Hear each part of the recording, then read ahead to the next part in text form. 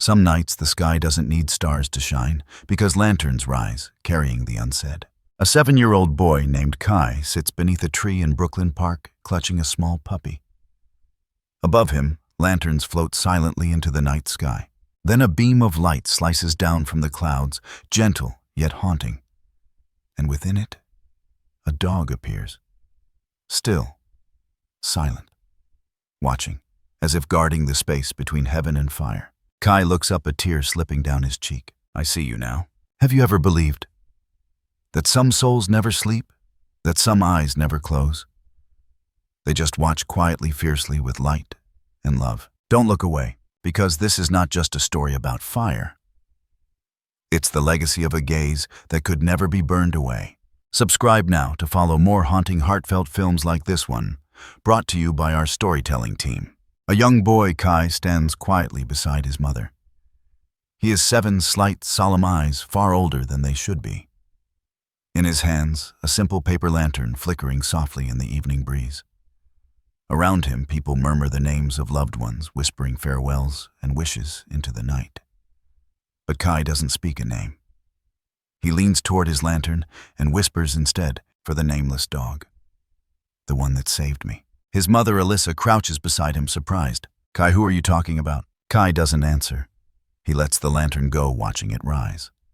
The camera lingers on his face, serene yet shadowed. Something in his gaze draws the attention of others nearby. An elderly woman tilts her head toward Alyssa. Such a strange dedication. A dog. Alyssa forces a small smile, unsure how to explain. He had a dream last night about a dog and a fire. He woke us up, said it warned him. She trails off. Because just that morning, around 3:15 a.m., something had happened that no one could explain. Flashback, 10 hours earlier. Inside the family's modest brownstone apartment, the air was still. Kai had been sleeping in the room he shared with his older sister. Then suddenly he screamed, "Wake up, fire! Wake up now!" Alyssa and her husband Daniel, both jolted from sleep, thought it was a nightmare. But Kai wouldn't stop screaming. He ran to the front window, yanked open the curtains. Through the glass, a faint orange glow flickered from the neighbor's house. Daniel's eyes widened. "Call 911, now." A siren scream. The screen shakes slightly as the camera mimics Daniel racing downstairs, dragging his kids with him. Smoke curls along the side of the adjacent home. They make it out. Safe, shivering, but safe. By the time the fire trucks arrive, flames have devoured most of the neighbor's upper floor, but their house untouched. Firefighters work quickly. One pauses to glance at Daniel, who's holding Kai in his arms. "You're lucky. If he hadn't seen it when he did, this whole row could have gone up." Daniel nods, numb. Alyssa clutches Kai to her chest. His breathing is shallow, eyes wide open, unfocused. "He was waiting at the door," Kai whispers. "Who was?" Alyssa asks. Kai doesn't look at her. "The dog. White fur, eyes like glass. He told me to get out." The camera holds on Alyssa's face, slowly losing color. Cut to back to the ceremony. The lantern Kai let go of floats higher than the others, catching an upward draft. A soft gasp ripples through the crowd as a strange shimmer appears around it. A flicker like a shadow made of light. In the night sky, backlit by the city's haze, the shape becomes clear. A dog, upright ears, perked, sitting sentinel as the lantern glides past. Some dismiss it as coincidence, but others, especially the older ones, fall silent. Mr. Jerome, a retired firefighter in his 70s, steps forward. His cane trembles. "What did the boy say?" he asks. Kai looks up. His voice is clear. "He sat in front of our door. He made the fire stop." Jerome blinks, visibly shaken. "White fur." Kai nods. "He didn't bark, just stared at me, like he was waiting." The older man turns away, his eyes misting. "No, that can't be." The camera follows him as he hobbles into the shadows, whispering something under his breath. The only words audible: "It's been decades." Back at the ceremony, a light breeze lifts the lanterns higher. Kai watches silently, his eyes reflecting the glowing orbs above. Then he whispers, "He's still up there, still watching." The crowd grows quiet, and in the hush, someone captures a photo on a smartphone screen.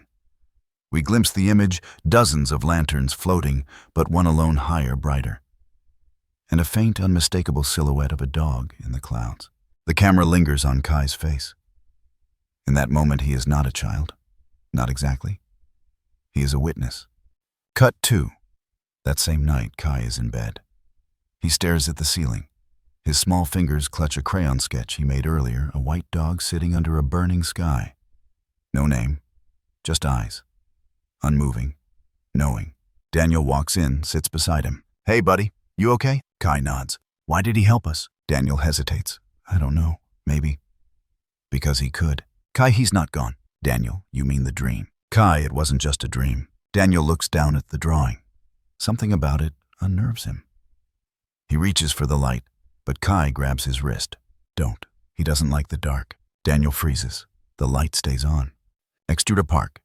Night continues. Lanterns now dot the sky like soft stars. The wind has calmed. People begin to leave in clusters, their conversations hushed, uncertain. Some look over their shoulders. Others keep glancing toward Kai. Alyssa picks him up. "Let's go home." Kai leans into her shoulder. He'll follow. He always does. And behind them, as the family walks down the path, a final lantern flickers, a slower drift, lower altitude, but steady, following their path. The last shot, its reflection trailing alongside their shadows in the park's dark water. The morning after the lantern ceremony, Brooklyn feels colder than usual. The park is empty now. Lanterns long gone, the glow of last night replaced by gray skies and distant sirens. At the kitchen table, Alyssa sips her coffee, staring blankly at the newspaper. Her husband Daniel sits across from her, his expression unreadable. Kai, still in pajamas, eats cereal silently, his eyes never leaving the window, as if waiting for something. "You think he really saw something?" Alyssa finally asks. Daniel hesitates. "I don't know. But he woke us up in time. That much is real." She nods, glancing toward the hallway. "There's more, Dan. He's not just making things up. He draws it. The same dog, same eyes." Daniel exhales and rises. "I'm going to talk to Jerome." Later that day, the air smells like burnt wood, even though the fire's long gone. Daniel walks down the block to the small red brick house near the corner, knocks twice. The door opens slowly. Jerome, early 70s, ex-firefighter, cautious eyes. He doesn't invite Daniel in right away, just studies him. "You saw it too?" Jerome asks quietly. Daniel frowns. "Saw what?" "That thing in the sky? The silhouette?" Daniel nods. "My boy. He dreamed of a dog warning him about the fire. And then our neighbor's house really burned down. But our place didn't get touched." Jerome leans against the doorframe. "What color was the dog?" "White." Kai said his fur glowed. Eyes like glass. Jerome closes his eyes. "Jesus." He opens the door wider. "Come in." Inside, Jerome pulls out an old photo album, dusty, worn at the edges. He flips through yellowed pages until he stops at one. He hands it to Daniel. It's an old black and white photo of a Dalmatian mix with pale eyes sitting beside a young fire crew. Behind them, a faded banner reads, "Station 86, Flatbush Division." His name was Ash, Jerome says. Station dog. Trained to detect hotspots. Saved 2 people during a blaze in 82. Died trying to get to a third. Daniel stares. His voice drops. "Why would Kai see him?" Jerome shakes his head. "I don't know.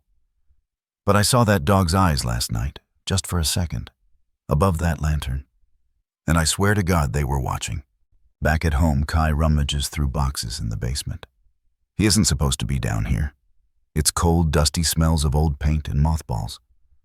But something calls to him. A tug in his chest he can't ignore. He pulls at a stack of old frames. One slips and crashes. Alyssa rushes downstairs, startled. "Kai." But Kai doesn't flinch. He holds something in his hands, a faded photograph discolored by time. In it, a firehouse, a group of men posing, and right in front, a dog. Not just any dog. The same white dog. The fur, the posture, the same stiff, silent gaze. But it's the eyes that paralyze Alyssa. They look just like Kai's. Later that evening, the photo lies on the table under a desk lamp. Daniel sits head in hands. Alyssa stands behind him, arms crossed tight. "You remember that old firehouse by the deli?" "It used to be Station 86, Daniel says. "That's where the dog was from?" Alyssa asks. He nods. "Closed down after the fire in 82, the one Jerome mentioned." Kai walks in. His voice is soft, but it carries. "He stood at our door." Both parents turn. "What did you say, sweetheart?" last night. When the fire started, he was there, in front of the door. He didn't move, just sat, watching. Daniel's voice cracks. How do you know? Kai steps closer. There's no fear in his face, only clarity. Because he told me he would. Daniel leans back in his chair. Something about the way Kai speaks chills him. Like it isn't just memory, it's something deeper. You're saying he spoke to you? Kai nods. Not with words, just feeling. Daniel pulls out the old firehouse photo and turns it toward Kai. Is this the dog? Kai stares at the image. A long pause. Then that's him. Alyssa's hand grips the back of the chair. Her nails leave marks in the wood. It doesn't make sense, she says. He wasn't born when that photo was taken. That dog died 40 years ago. Kai doesn't react. He simply says, he's not gone. Night falls. The hallway is dim. Daniel walks down to the basement again, flashlight in hand. He feels like he's chasing shadows, but something won't let him stop. He searches through an old fireproof file box. Inside, documents, letters, and one brittle envelope with a red wax seal unopened. On the front, to be opened only if the dog returns. Handwritten. Daniel's breath catches. He tears the seal. Inside a note, Ash never left. He waits at the threshold. Not for recognition, for permission. The handwriting is shaky familiar. Daniel flips it over. Signed J. Monroe, Captain Station 86. The hairs on the back of his neck rise. He clutches the envelope and hurries upstairs. In Kai's room, the boy sleeps peacefully. His crayon sketch still pinned to the corkboard, a white dog sitting at a burning doorway. No flames around the dog. None touch him. Just those same still unblinking eyes. Daniel stands silently at the door. The air feels charged. Not oppressive, protective. He whispers, "Why my son?" But there's no answer. Only the slow rhythmic breath of a child at peace. And somewhere faintly the distant sound of a bark. Not loud, but enough to make Daniel look toward the window. Outside nothing, but he doesn't close the blinds. He leaves the light on. The next morning, Jerome knocks at the door, face pale. I couldn't sleep. He holds a wrinkled Polaroid in his hand. You need to see this. They gather at the kitchen table. Jerome lays the photo down. It's from the last memorial held for the 82 fire victims years ago. In the background, clear as day, a child not much older than Kai stands beside a mural of Ash. The resemblance is startling. That was me, Daniel murmurs. You knew Ash, Jerome says. Daniel shakes his head. I don't remember. Maybe you weren't supposed to. Not until now. They all go quiet. Kai walks in, rubbing his eyes. He looks at the photo Jerome brought then, at the one from their basement. And then he says, he waits at the door. That's his job. No one breathes. Kai looks up, unblinking. But he's tired. Final shot of the segment. Kai standing at the top of the stairs, light from the window falling across his face. He holds a crumpled drawing in his hand. One detail now added. The dog's eyes are glowing. And at his feet, if you look closely enough, almost hidden in shadow, is the faint flickering outline of a paw print burnt into the floorboards. The afternoon light slants through Jerome's curtains, like soft blades slicing across old furniture, photo frames, and memories long buried. He sits hunched in a worn leather chair, eyes locked on the fireplace, unmoving. Daniel, standing nearby, watches the man quietly. Kai sits on the floor beside the coffee table, flipping slowly through the faded photos Jerome laid out, earlier snapshots of a time no one really talks about anymore. You remember Station 86, Jerome finally says. His voice is dry like dust, shaken loose. Daniel nods. Of course. I trained near there, but they shut it down before I was active. They didn't just shut it down, Jerome says, turning slowly. They sealed it. After the fire. He reaches for a small black box beside the chair and opens it inside newspaper clippings, folded carefully, yellowed at the edges. He pulls one out, hands it to Daniel. Headline: Tragedy at Station 86. Dog dies, saving children in warehouse fire. Below, a grainy photo of the aftermath, smoke still rising, firemen kneeling beside a stretcher. And in the center, barely visible, a limp, white-furred body cradled in one firefighter's arms. Daniel reads in silence. Kai looks up. That's Ash, he says. No hesitation. That's where he left. Jerome turns to the boy slowly. You knew his name. Kai shrugs. He told me. The room goes silent. Back in the kitchen, Daniel paces. His thoughts rattle louder than his footsteps. Alyssa is wiping a mug with a dish towel that's long since gone dry, eyes fixed on the window. Outside, wind stirs the branches. Somewhere distant, A siren wails. Why didn't I remember that fire, Daniel says. You were what, 5, maybe 6? Alyssa replies softly. He nods. I think I was there. She looks at him. You never said that before. Because I didn't know. Not really. But when Kai described Ash, the way he moved, the way he watched the door, I saw it too. Not in a dream. In a memory. He opens his palm. Inside the broken silver dog tag Jerome gave him. They found this at the site. Under the rubble. It's his. Ash. Station 86. He exhales. I want to go there. I need to. Kay is in his room packing a small backpack. Just a drawing pad, a red flashlight, and a folded piece of paper. It's a hand-drawn map. He doesn't know how he drew it, only that it feels right. Alyssa finds him sitting on the edge of his bed lacing his sneakers. Where are you going? He looks up serious.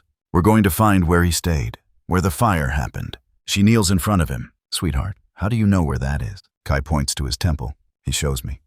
When I close my eyes, her throat tightens. Kai, you've never been there. He doesn't blink. I was, just not now. That evening they drive, Daniel behind the wheel, knuckles white. Kai sits in the back quiet, staring out the window. The city shifts around them, buildings rising, then lowering again as they pass into older neighborhoods. Eventually they reach an empty lot, fenced and posted with warnings. Danger. Unsafe structure, no entry. Beyond the fence, overgrown grass and twisted metal. A crumbling brick structure leans to one side, its roof caved in windows, blackened with soot. The remains of Station 86. Daniel turns off the engine. Silence. Kai steps out first. He's here. Daniel and Alyssa exchange a glance, then follow. They climb through a gap in the fence, shoes crunching broken glass and gravel. The firehouse interior is a skeleton beam's exposed stone-scorched nature clawing its way back in. Kai walks ahead like he knows the path. In the back, near a wall of scorched lockers, he stops. Here, he says. This is where it started. Daniel kneels. The air feels heavier here, charged. He brushes away dust and ash from the floor, revealing faint burn marks, almost like symbols. Alyssa shines a light toward the far corner. The beam catches something metallic, half buried in soot and debris. Daniel retrieves it, a rusted collar buckle. Etched faintly ash. Jerome arrives moments later, breathless. I knew you'd come. He walks toward the others, eyes misting as he sees the floor markings. That's where he died, he says quietly. Not in the warehouse, not outside. Here. He came back. Why would he come back? Alyssa asks. Jerome swallows. Because one of the kids wasn't saved. He felt it. He always knew. Daniel stiffens. One of the kids. Jerome nods. We don't talk about it. But I saw him go back in. Into the fire, toward the stairwell. Then the roof gave out. He turns to Daniel. You were that child. We found you under the collapsed ceiling, shielded by debris. Something blocked the flames. Daniel's face goes pale. Why? Why don't I remember? Kai answers, stepping closer. Because he wanted you to live, not remember. The four stand there in the half-light of the dying day. The firehouse creaks. Something groans behind the walls. Not danger, remembrance. Kai walks to the center of the old bay where fire engines once waited. He places a small drawing on the floor. It's Ash sitting at the door, eyes full of light. Around him, 3 small children, 2 smiling, 1 curled behind him. He whispers, "You're not alone now," and the wind outside shifts. For a moment, warm air wraps around them like a blanket, a flicker of peace. But it doesn't last long, because somewhere beyond the crumbling walls a sound. Low, rumbling, almost like a growl. Not of warning, but of awakening. Final moments of the segment. As they step outside, the clouds part. The moon lights the burned building in silver. Kai turns around, and on the top floor, through the broken frame of a once windowed wall, a figure stands. A white dog, unmoving, watching, then gone. The sky over Brooklyn is a dense gray, folding slowly into night. A soft drizzle drapes the streets in slick reflections. The city continues to breathe and move, but in a different rhythm now, like it's holding its breath. Daniel pulls the car up in front of the abandoned shell of Station 86 headlights, cutting a path through the rain. He doesn't speak. Kai is already unbuckling his seatbelt. We have to go back inside. Daniel hesitates. You sure about this, buddy? Kai turns his head. His voice isn't excited or afraid, it's steady. He left something there. It's waiting. The two enter through the same broken fence. This time they come prepared, flashlights, gloves, masks. But none of it prepares Daniel for the feeling that hits him the second Kai steps inside the ruined firehouse. The air changes. The cold metallic dampness that filled the place just hours ago seems to recoil from Kai's presence. The boy walks slowly, deliberately, as if each step is guided, not remembered, but reawakened. He leads them not toward the locker room, not to the bay floor, but to the far back corner, where a crumbled section of the interior wall sits buried beneath layers of ash and time. It's behind there, Kai says. Daniel studies the wall. Nothing remarkable. Just a blackened concrete panel, half covered by a torn fire-retardant sheet. Kai steps closer, brushing away debris. And then, there it is, barely visible, hidden beneath decades of grime and soot, a pair of eyes, painted eyes, not human. Canine.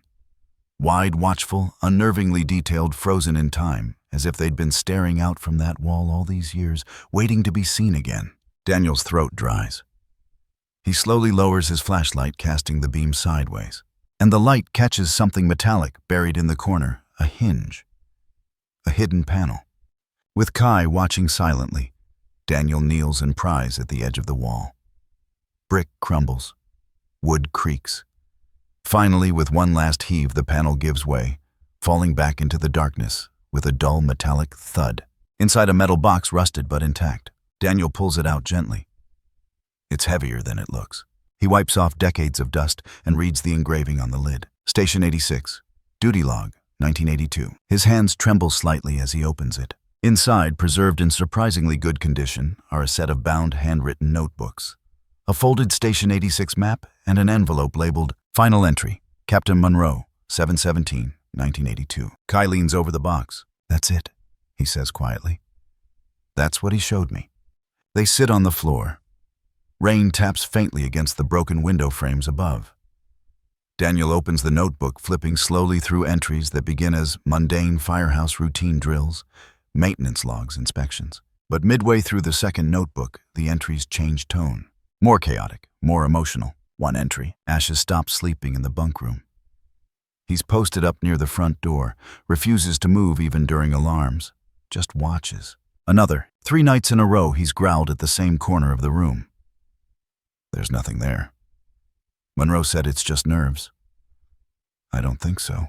And then the final entry, written in an unsteady hand: he wouldn't move. We screamed for him to get out when the structure started to collapse. But he stayed, facing the doorway, as if guarding something or someone.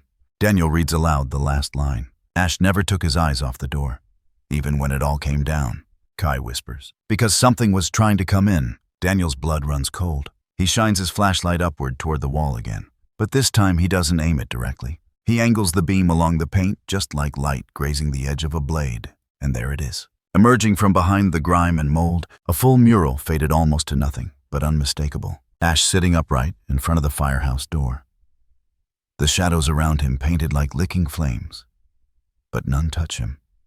His eyes glow with a silver hue. Behind him, a child curled protected. And on the floor beneath the mural, scrawled in charcoal, he guards more than fire. Daniel backs away slowly. His chest tightens, not with fear, with recognition. He turns to Kai. Why now? Kai looks at the mural, blinking slowly. Because it's starting again. Daniel swallows. What is? Kai stands, moving toward the center of the floor, the spot where he had placed his drawing the night before. The fire wasn't looking for the building, Kai says softly. It was looking for someone inside. Daniel's breath catches, like anyone who forgot him. Thunder grumbles low in the distance. Daniel closes the notebook and puts everything back in the box. His movements are deliberate now, protective. We're taking this home, all of it.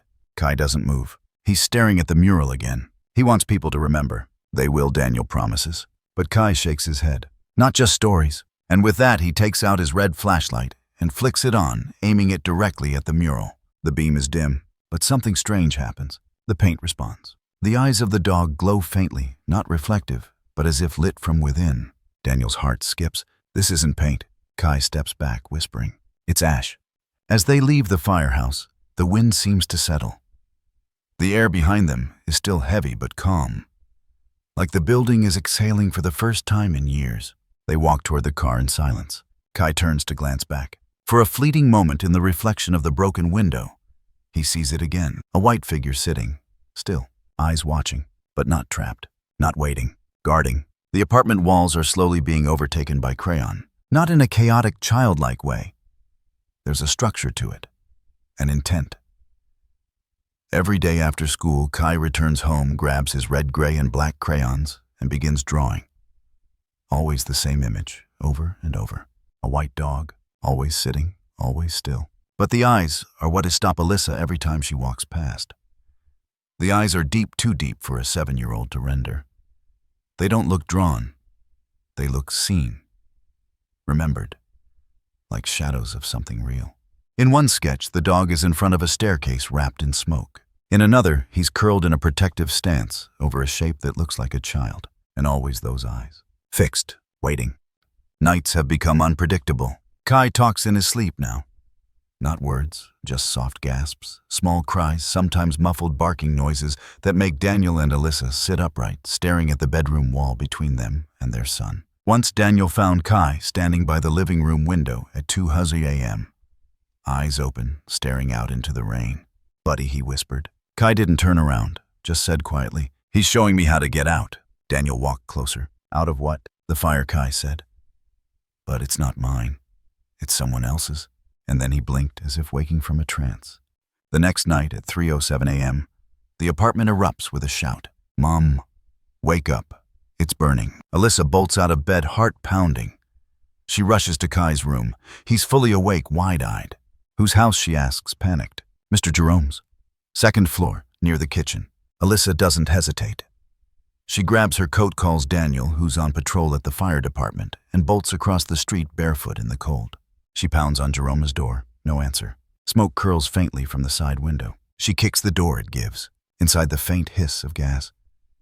And then, click, a spark from the stove's igniter. She lunges forward and shuts the gas line off, barely in time. Jerome stumbles down the stairs in confusion, coughing wide-eyed. He'd fallen asleep with the gas on, not realizing the line was faulty. "He saved me," Jerome whispers later. "That boy, or that dog," he trails off. Because in the living room next to the open window is one of Kai's crayon drawing. A dog curled in front of a stove, eyes staring out of the page. That morning, Daniel doesn't go back to bed. Instead, he drives straight to the Brooklyn Fire Records Division, an old city building that still smells like soot and mildew. He has a name, a date, and a growing feeling in his gut that something buried this story on purpose. Inside the records room, he requests files from July 1982. The clerk raises an eyebrow when he says, "Station 86. You sure that station's sealed history?" "Unseal it," Daniel replies, voice tight. "I can't, not without city authorization." Daniel flashes his old badge. "I'm not asking for all of it. Just a list of calls that day." The man reluctantly hands over a faded microfilm log. Daniel reads through the reel under an old viewer. Pages flicker past minor house fires, a false alarm, then call number 297, 1982 07-17. Structure fire warehouse, rescue in progress. No names listed, no outcome. Daniel frowns. Why wouldn't they document who was rescued? The clerk shrugs. Could have been lost, or sealed, or he leans in, or someone didn't want the records found. Daniel pushes back from the desk, eyes narrowing. Why? Because whatever happened there, it wasn't normal. Back home, Kai is asleep again, but this time Daniel watches him closely from the hallway. The boy twitches under the blanket, murmurs, then whispers, "Too many stairs, I'm lost." He says, "Stay still." Daniel inches closer. Kai's hand reaches out in his sleep and curls into a loose fist like gripping a paw. His voice lowers. "Don't leave yet. They'll forget again." That phrase doesn't leave Daniel's mind for hours. They'll forget again. He calls in a favor to a friend at the city archives, someone who owes him after a collapsed building case last year. The man texts back an hour later. "You were right. Some of the 1982 fire documents have classification codes. Unusual for civilian cases." "Anything about a dog?" Daniel asks. There's a report of unexplained structural shielding. Heat marks in the shape of an animal body shielding a child. But no name, no follow-up. Daniel's fingers freeze over the phone. "What about the child?" ID was removed, medical record redacted. Says status survivor, entry sealed. Daniel sinks into his chair. His own memory is still fragmented. But the number 86 echoes in his mind like a bell. Could it have been him? Did Ash save him all those years ago? And now his son. Back in Kai's room, the drawings have changed again. More fire, more doorways, But this time, the dog is walking away from the viewer toward a horizon drawn in thick black shadow. Kai adds something new, a line of smaller figures behind the dog. Children, all following him. Daniel pulls the Station 86 logbooks out again and flips to the page Kai had touched before. Something catches his eye. An extra slip of paper, folded, buried inside. He unfolds it. It's hand-scrawled, probably by Monroe, the old captain. If he appears again, it means the fire isn't done with us. Underneath a child's name. Daniel F. Granger. His hands tremble. That's his full name. He sits on the edge of the couch, watching Kai sleep across the room. The dog from his childhood memories, the one he'd dismissed as dream as trauma distortion, was real. Ash had returned to guard his son. Not by chance, but by design. The clock reads 3:33 a.m. now. The silence is heavy. Kai stirs again, opening his eyes. He says, "You need to remember. All of it." Daniel steps closer. "Remember what?" Kai's voice is soft but clear. "That the fire never started outside. It started inside. In the hearts." And with that, he closes his eyes again. Sleeping peacefully now, Daniel stands in the dark, frozen. He finally understands. The fire wasn't just literal. It was something passed down. A warning, a presence, a call. And Ash was still answering it. Rain slicks the streets of Brooklyn in dull silver as Daniel stands outside a nondescript brick building in Bensonhurst. It's quiet except for the gentle creak of an old American flag brushing against the wall. He hesitates before knocking. The door is old, heavy, and behind it lives a man he never thought he'd seek out again. Lieutenant Gerald Harvey, retired, reclusive, last known survivor of the fire at Station 86, who hadn't spoken to media, to friends, to anyone, not since 1982. The door opens halfway.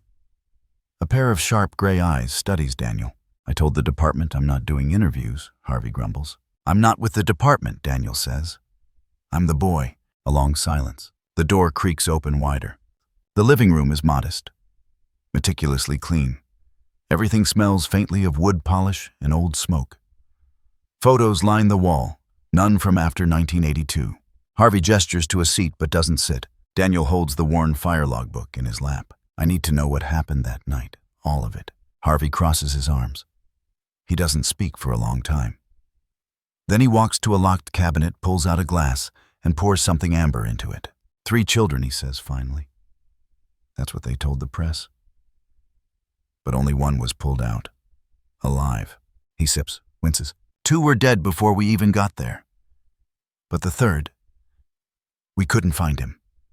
The place was caving in. Then Ash ran past me. Didn't hesitate.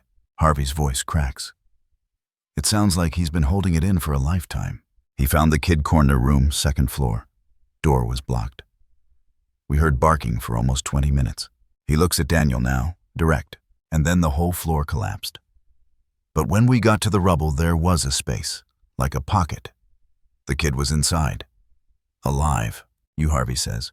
That kid was you. Daniel's hands tighten around the logbook. You never told me. I wasn't allowed to. Orders came from above. Keep it buried. No one wanted the papers printing about a ghost dog. Ash wasn't a ghost, Daniel whispers. No, Harvey says. But he was more than a dog. He sits down now, slowly, like the memory is heavier than his spine can take. When we pulled you out, you weren't crying. You weren't even burned. You just looked up at me and said, he didn't let it touch me. Daniel closes his eyes. I thought that was a dream. That's how trauma works. It wraps itself in fog and waits. He refills the glass. But your boy? He remembers too clearly. Daniel's breath catches. You've seen his drawings. Harvey nods. They look just like the ones you used to do. Same dog, same eyes, always guarding the door. Back home, Kai sits quietly at the dining table, flipping through the firefighter's logbook. He stops at a page Daniel bookmarked days ago. He doesn't say anything, just starts drawing in the margin with a red pencil. A figure, long ears, a curled tail.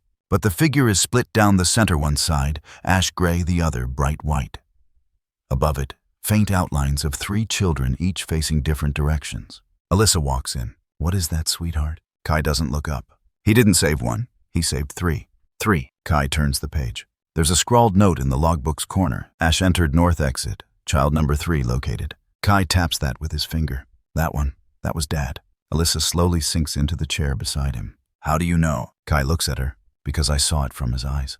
At Harvey's place, the 2 men sit in silence as the storm rolls in outside. Thunder echoes across the burrow like old anger rising. Daniel breaks the quiet. You think it's starting again. Harvey doesn't flinch. It never stopped. It just got quiet. But this city, this fire, it's not about buildings. It's about people. Some carry the flame, others carry the memory. Daniel exhales, shaken. And Kai, he's both. Harvey nods. He remembers for the ones who can't. But that kind of memory, it doesn't belong to a child. He leans forward. You need to protect him, Daniel. Not just from fire, from what comes after, from what it takes to carry someone else's story. That night, Daniel returns home in the rain. He finds Kai awake in the living room, curled up on the couch with the logbook on his lap. He was scared, Kai says, without looking up. Who? Ash. Daniel sits beside him. He didn't want to go back in. But he did anyway. Kai touches the page gently. He said someone had to keep the door closed. Daniel pulls his son close. You don't have to carry this, Kai. But Kai's eyes shimmer with something old. Something far beyond his years. It's already inside me. The final scene of the segment, a power outage hits the block. The apartment dims to candlelight. Alyssa lights one in the hallway. Kai walks slowly to the window and peers out. And across the street through the mist, a pair of glowing eyes stare back. Not threatening, just there, still, waiting. The mornings blur into each other. Shadows stretch longer in the corners of their apartment. The hum of the heater becomes the only sound in the room, save for the scratching of crayons on paper. Kai doesn't speak much anymore. He draws, endlessly. Fire, buildings surrounded in flame. Some tall like high-rises, others small like duplexes. A gas station, a church with a broken cross. Each drawing is unnervingly detailed, and in every single one somewhere, sometimes barely visible, is the white dog. Sitting, watching, never running, never barking, just present. Daniel starts pinning the drawings up on the living room wall, trying to make sense of them. He uses a map taping locations together with pushpins and thread. One night, he realizes the chilling truth. The places Kai draws are real, or rather they become real. Days, sometimes hours later. 3 days after Kai drew a brownstone with ivy running up the side, that exact building burns in Queens. The fire starts from the basement and spreads up like the vines themselves had ignited. 2 days later, a drawing of a warehouse with 3 glass windows and graffiti that reads, Killjoy. The next night, it's on the news. Same tag, same structure, same inferno. Alyssa stares at the TV hand over her mouth. Daniel whispers, it's not just memory anymore. It's foresight. She turns to him, or connection, to what Daniel asks. To Ash, to whatever he's guarding us from. Daniel doesn't answer. He doesn't have one. They try to shelter Kai. Take the crayons away. Unplug the TV. Hide the newspaper. It doesn't work. He starts drawing in the condensation on windows, in the steam of the bathroom mirror, in spilled sugar on the kitchen table. The images return. That Friday night, Kai gets a fever. High, relentless. They rush him to urgent care, but doctors find no infection, no cause. Blood work is clear. Lungs clean.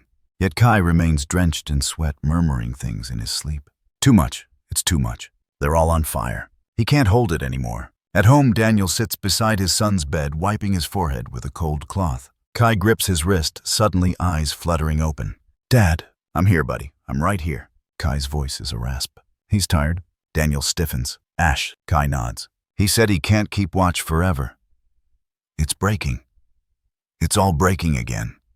The lights flicker. Outside, the wind howls through the alley. It sounds like something between a whisper and a growl. Alyssa stands in the doorway. We need help. From who? Daniel snaps. No one's going to believe us. Then we don't ask them to believe, she says. We ask them to listen. Daniel calls Harvey. 2 rings, then a voice. He's not guarding anymore, is he? Daniel's silent. That's what I thought, Harvey says. What's happening to my son? Daniel asks. Same thing that happened to you, but faster.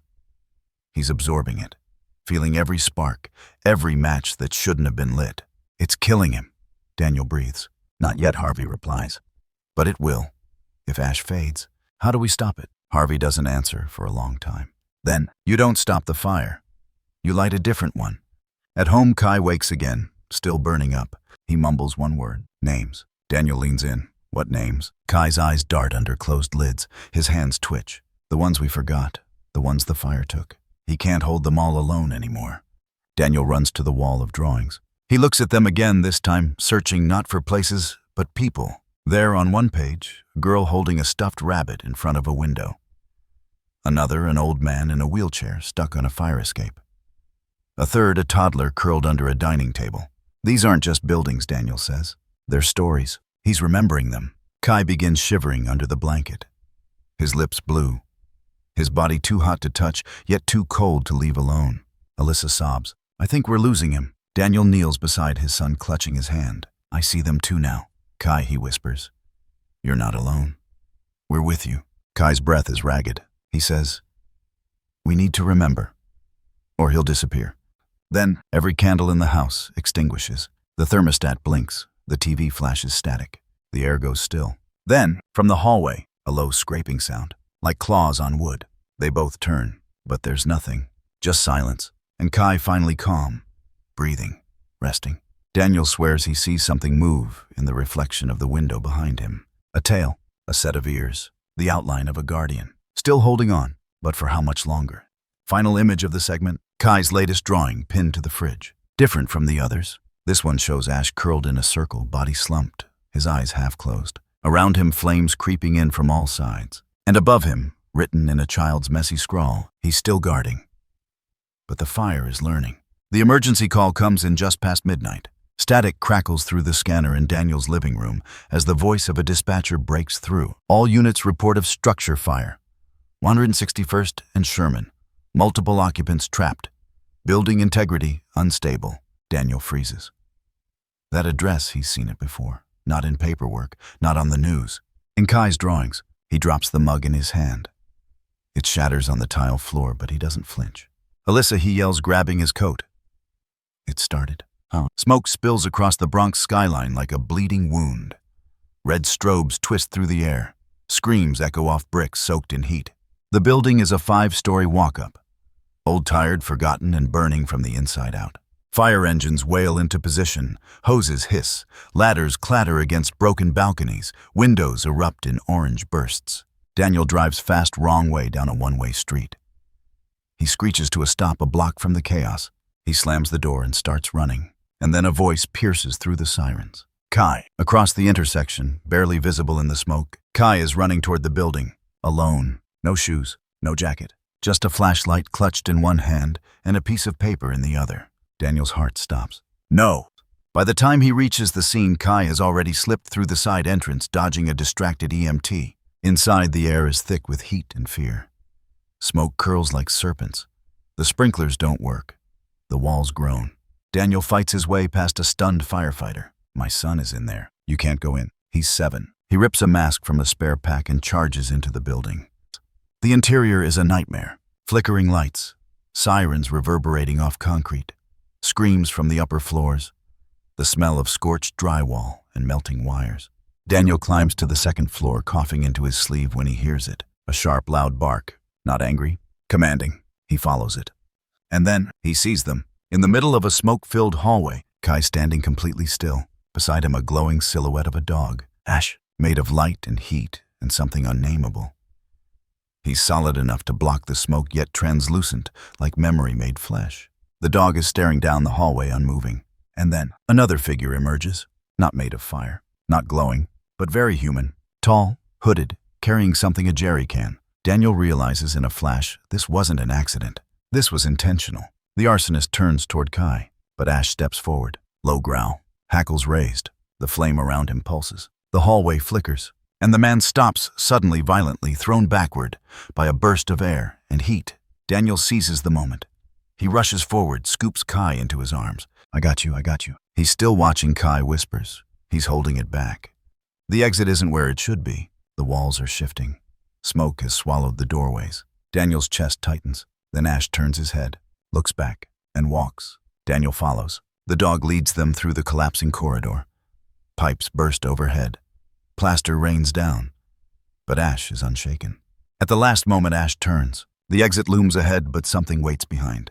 A second figure, a second spark. The arsonist has returned, smeared in soot, eyes wild. He lunges. Daniel shields Kai. Ash lunges through him. The man screams, falls backward as if hit by a wind made of fire and grief and memory. He hits the wall hard, unmoving. Daniel bursts out of the building, Kai cradled in his arms. The crowd parts. Paramedics rush in. Behind them, firefighters swarm the building. And from the second-floor window, briefly, as if the flames themselves are pulling back, Ash stands, outlined in firelight, his eyes glowing, then gone. Hours later, the fire is out. The building gutted. News vans gather. The arsonist, identified as Nathaniel Boone, is taken into custody. A former firefighter dishonorably discharged, tied to other suspicious fires. A man twisted by hatred seeking vengeance against the department that expelled him. His motive? They let the real heroes die. His target? The ghosts that never left. Daniel sits in the back of an ambulance, with Kai wrapped in a blanket. Alyssa arrives running breathless. She clutches her son crying. "You ran into a fire," she says, half scolding, half sobbing. Kai looks up. "I didn't run to it." "Then why?" Kai turns to Daniel. "He called me." Daniel stares at his son. "Who?" "Ash." "Why?" "Because he couldn't do it alone." Kai looks toward the smoke again. And now he doesn't have to. The final image of the segment. A firefighter picks up a burned piece of paper from the sidewalk. It's one of Kai's drawings, charred at the edges, but still visible. A boy, a dog, a hallway of fire, and written beneath in a child's hand. He guards even when it burns. The hospital lights are soft, muted. Outside, morning begins to warm the city skyline. But inside room 312, it's still night in Daniel's mind. He sits by Kai's bedside, holding his son's hand, like it's the only thing anchoring him to the earth. Kai's breathing is slow, steady now. His fever broke 6 hours ago. His heartbeat is strong. And finally he stirs. One eye opens, then the other. Daniel leans forward, breath caught in his chest. "Hey, buddy." Kai's voice is a whisper. "We got out." Daniel nods, smiling through tears. "Yeah, we did." Kai shifts, grimacing slightly. "Is he gone?" Daniel hesitates. "I don't know." Kai closes his eyes for a moment. Then softly, he didn't say goodbye. News travels fast in New York. By the time Daniel and Alyssa bring Kai home 2 days later, the media has latched onto the story. 7-year-old predicts deadly Bronx fire. Saved dozens. But that's not the headline that catches Daniel's eye. It's the blog post written by a freelance reporter named Carmen Rivas, a rookie just 2 years into her career. Her article begins with a question. Did a forgotten hero return to save us again? The piece traces the history of Station 86, the fire in 82, and the legend of Ash, the station dog who died shielding a child from collapse. Rivas even found a long-forgotten obituary, written by the firehouse captain, never published. Ash didn't die in the fire, he stayed in it. She ends her article with a grainy still image, pulled from one of the firefighters' helmet cameras at the Bronx fire. The frame is smoky distorted, but there, through a veil of flame, is the silhouette of a dog, tail raised, sitting, still. A week later, Daniel drives to the edge of Brooklyn to a construction site outside a condemned building that once read Station 86. He steps out of the truck, pulls off the tarp, and reveals it. Bronze, life-sized, a dog in mid-sit, muscles coiled, ears lifted, eyes fixed toward an invisible threat. At his feet, an inscription, Ash, guardian through flame. The city approved the memorial after Rivas's article went viral. Donations flooded in. Veterans, civilians, firefighters from across the country, even kids. One envelope arrived with nothing but a crayon drawing and a note. "Thank you for saving my cousin, Jay." The dedication ceremony is quiet. No ribbon cutting, no podiums, just a circle of people, each holding a lantern. Jerome is there, standing beside Daniel, one hand resting on his cane, the other clutching an old firefighter's badge. Kai stands silently between his parents. Alyssa holds his shoulders gently as he walks to the statue and places something in front of it. A worn collar tag. The original, Ash's. Daniel had cleaned it, polished it. The rusted metal now gleams like a tear in sunlight. Kai steps back. "He can rest now," he says. "Are you sure?" Alyssa asks. Kai nods. He's not watching anymore. The local news records a segment. But something strange happens when they try to edit the footage. Multiple editors notice the same anomaly, a brief frame half a second between shots. A glimmer near the statue's eyes. Not a lens flare. A glint, like eyes reflecting light from a fire, just out of frame. They don't air it, but they don't delete it either. Back at home, Kai draws again, but this time no flames. Just a dog, lying in a field of stars. No children behind him, no doors, no hallways, just open sky. And on the edge of the paper a name. "Thank you, Ash." That night, Daniel dreams for the first time in weeks. He's back in the warehouse, the one from 82, but it's quiet now. Cool. He's not scared. He walks down the hallway, past the rubble, past the stairwell, and there at the far end is Ash, still sitting, watching, Daniel kneels. Ash blinks once, slowly, then turns his head toward a door that Daniel had never noticed before. It's not made of wood or steel. It's made of light. Ash stands, walks toward it, stops just before it, and looks back one last time. Not to ask permission, not to beg, just to say goodbye. Then he steps through, and he's gone. Daniel wakes up. It's 4:00 a.m. He walks to Kai's room. His son is sleeping peacefully. He looks to the wall. The crayon drawings are still there, but different now. Softer, lighter. No more smoke, just light. Daniel walks down the hall to the living room. He pulls the journal from Station 86 off the shelf and opens to the first page. There in fresh pencil, a new entry, in a child's handwriting. He waited until someone saw him. Daniel smiles, and for the first time since the fire, he breathes without weight. The night feels ancient, not just dark, but weighty, like the air itself remembers too much. Daniel's truck rumbles to a stop in front of the vacant lot where Station 86 once stood. The building's shell had been cleared after the fire, but the earth still bears scars, burned concrete slabs, rusted pipes, melted brick veins running through the soil like old blood. Kai steps down from the truck first. He doesn't hesitate. In his hand, a single paper lantern folded carefully. Not a store-bought one. Handmade. Waxed rice paper bamboo frame. A string attached to the base. On its surface, a crayon drawing of a white dog sitting before a door that glows. Behind Kai, a small group follows. Alyssa, Daniel, Jerome, Carmen Rivas, the young reporter, a handful of neighbors, a few firefighters, silent uniformed caps in hand. Kai stops at the center of the lot. This is where he laid down, he says. No one speaks. They just watch as Kai crouches and places the lantern gently on the ground. He pulls out a lighter and a bundle of white candles. One by one, he hands them out to the adults. He waited here, alone, for someone to come back. Jerome's hands tremble as he accepts his candle. He was just a dog. Kai shakes his head slowly. He was a wall, between what burns and what stays. The group forms a circle around the spot where the lantern sits. The candles are lit. The flames are gentle flickering. Kai doesn't speak again. His eyes stay on the cracked concrete beneath his feet. Daniel feels it in his chest, the pressure. Something is building here. Not grief, not fear. Something deeper. A reckoning. Then, without warning, a cold wind blows across the lot. All at once, every candle goes out. Everyone, except one. The lantern. It lifts trembling. Nobody touches it. No one breathes. The flame inside glows brighter, its light bleeding into the air like ink into water. Then it rises, slowly, cleanly, defying gravity, defying reason. Kai's eyes follow it. So do everyone else's.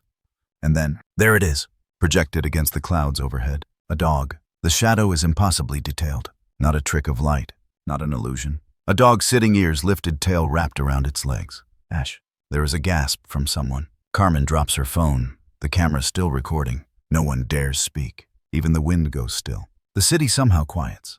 Kai looks up at the shape glowing steady, unmoving. Tears streak his face. He doesn't sob. He doesn't shake. He just whispers. He's gone. Alyssa kneels behind him, arms wrapped around his shoulders. Are you sure? Kai nods. He doesn't have to guard anymore. He wipes his cheeks. But if the fire ever comes back, he looks at the others, at his father, at Jerome. So will he. The lantern drifts higher and higher until its light fades into the stars. The shape disappears. Only the sky remains wide, still unknowable, but never empty again. Later that night, the group lingers. No one wants to speak first. No one wants to be the one to shatter the silence. Daniel walks to the center of the lot and kneels. He runs his hand over the ground where Kai had said Ash laid. The soil is warm, almost pulsing, as if something had just left, as if something had only just now let go. He whispers, "Thank you," then stands. The final moment of the scene. Kai and Daniel sit side by side on the truck's tailgate, staring up at the moon.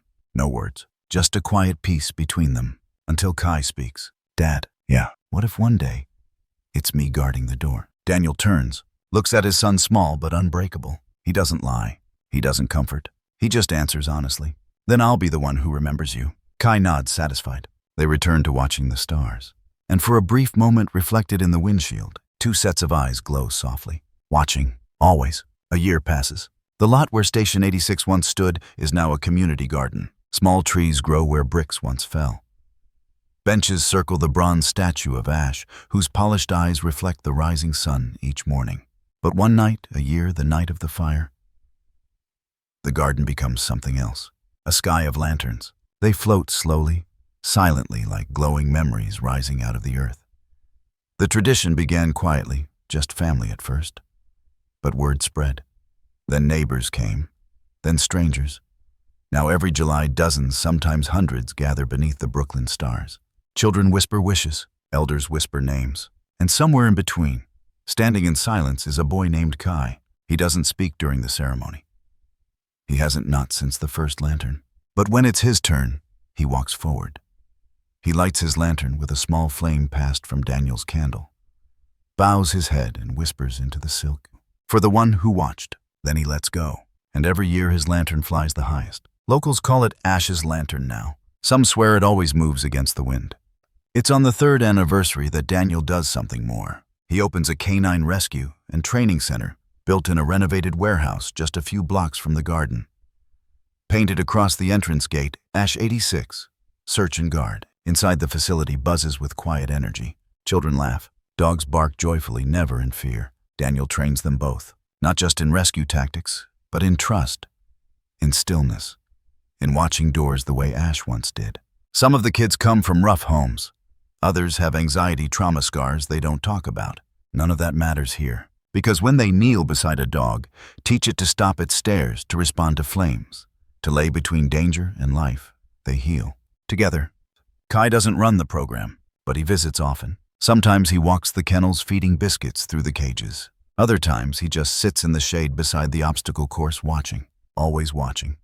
Today something's different. He's not alone. In his arms, a puppy, floppy-eared, slightly clumsy fur like white snow dipped in coal dust. The shelter had been over capacity. Daniel had said no pets. Alyssa agreed. Kai never asked. He just showed up one morning with the puppy already curled in his hoodie. Daniel didn't say a word, just kneeled and looked into the dog's eyes. They weren't Ash's eyes.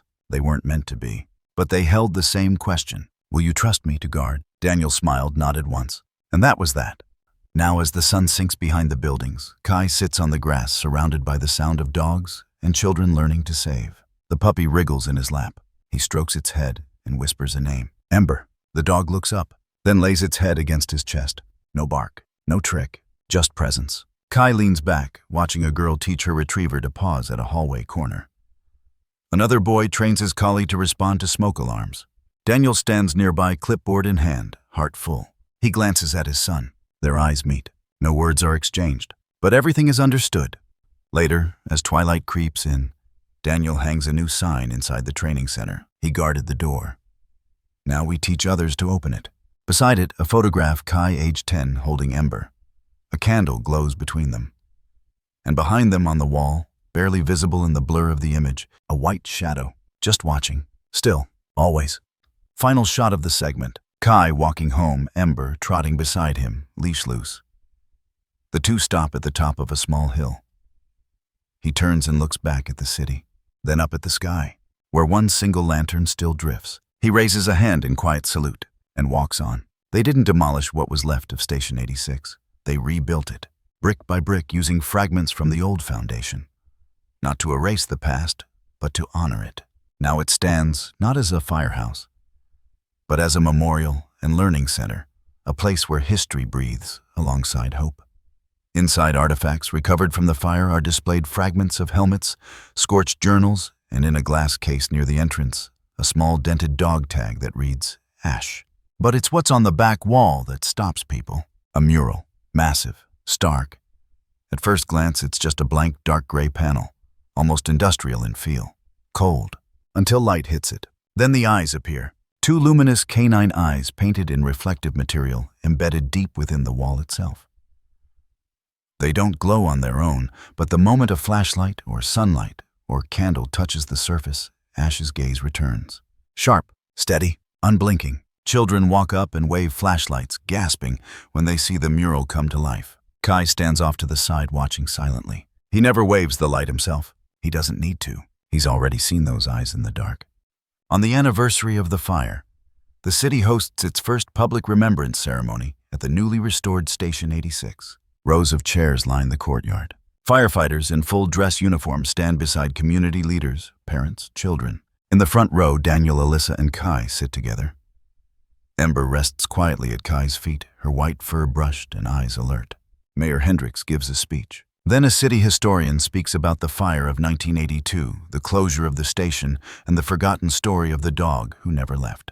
Finally, the MC steps to the microphone. We invite Kai Granger, who first helped us remember to speak. A hush falls over the crowd. Kai walks slowly to the podium. He's taller now, 12, clear-eyed, but his presence still carries something otherworldly. He stands there for a moment scanning the crowd, then lifts his eyes toward the sky, as if listening. Then he speaks. When I was little, I dreamed of fire, but it wasn't a nightmare. It was a warning. There was a dog-white quiet. He didn't bark, he didn't chase. He sat at the door. Always. He pauses. He didn't save people with teeth. He saved them with stillness, with watching. I think some of us are born to guard, and others are born to see. He glances at his parents, and sometimes, if we're lucky, we get to be both. He steps away from the microphone. Silence, then slow swelling applause. Not thunderous, just reverent. After the ceremony, families stay to walk through the rebuilt station. Children take turns shining small lights on the mural wall, watching Ash's eyes return again and again in luminous silver. Daniel gives a tour of the rescue training exhibit. Jerome, cane in hand, sits near the corner, reading stories to kids about real firehouse dogs through history. But one moment halts the quiet celebration. A small girl, no more than 6, tugs on Kai's sleeve. Excuse me. Kai kneels. Hi. She's nervous but earnest. I saw him too, Kai asks. She nods. In my dream. He told me I wasn't bad, even when I'm mad. Kai smiles. He tells the truth. He said I should learn how to help people. Are you going to? She nods, then runs back to her parents. Kai watches her go, blinking slowly, then turns to Ember, kneeling beside him. It's happening again, he says softly. But this time it's starting before the fire.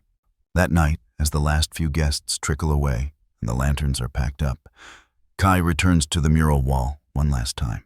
The staff has turned off the main lights. Only a faint emergency bulb glows in the corner. He shines his flashlight just once at the wall. Ash's eyes appear. But this time, just for a heartbeat, there's something more. A second silhouette appears beside him. Not a child, not a man. Another dog. Smaller, softer. Ember. Kai stares, and the mural fades.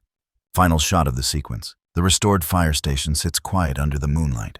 The mural dark now. The courtyard empty. Until a breeze stirs, and in the shadows near the doorway, 2 sets of eyes flicker for just a second, then disappear. The night is quiet, held in a sacred stillness that only certain evenings earn. Brooklyn breathes under a velvet sky. No sirens, no firelight, just the steady hum of street lamps and the hush of wind through leaves. Beneath a large oak tree at the edge of Prospect Park, Kai sits alone. He's not afraid of the dark anymore. In his lap, Ember lies, curled soft breaths rising and falling against his arm. He strokes her ear absent-mindedly, eyes lifted toward the open sky. Above him, dozens of paper lanterns ascend, tiny stars made by hands that remember. They drift slowly, pulsing with warm light, climbing higher with every second. Kai watches in silence. He's taller now, his face sharper, but his eyes still carry the same light. One by one, the lanterns disappear into the clouds. Then, without warning, a breeze picks up a soft one, almost like a whisper, gently pushing the remaining lanterns eastward. Ember lifts her head. Her ears twitch. Kai notices, and then he sees it. A beam of light, not from a lantern, not from the city. A shaft of soft white glow descending through the clouds like a slow exhale from heaven itself. It hits the center of the sky, and there, a shape forms. It's not a trick of the eye, not this time. It's Ash, not in flame, not in shadow, in light. His body tall still, his eyes the same, watching, always watching, not stern, not ghostly, but kind, at peace. Kai's eyes widen and his throat catches, not from fear, from knowing. Tears rise but do not fall. His voice breaks the silence, soft and sure. I see you now. Ash doesn't move, but the clouds shift just enough for a faint tail to flick like a farewell. The beam of light begins to fade. Kai squeezes Ember gently, and for the first time in a long time, he smiles. It's okay, he whispers. You don't have to stay anymore. We'll guard the door now. The last lantern lifts through the air. It drifts directly into the fading glow. For a heartbeat it pauses, and the shadow of Ash merges with it. The light flares, and then Ash is gone. Kai sits back against the trunk of the tree. He looks at the stars, then closes his eyes. Ember lays her head across his knee, and all is calm. As the screen fades to black, a final image appears. White letters, simple and weightless, drifting in from the dark like a whisper made visible. Some eyes never close. Even when they've gone, they still watch in light, in love, in silence. Then silence, then breath, then fade to white.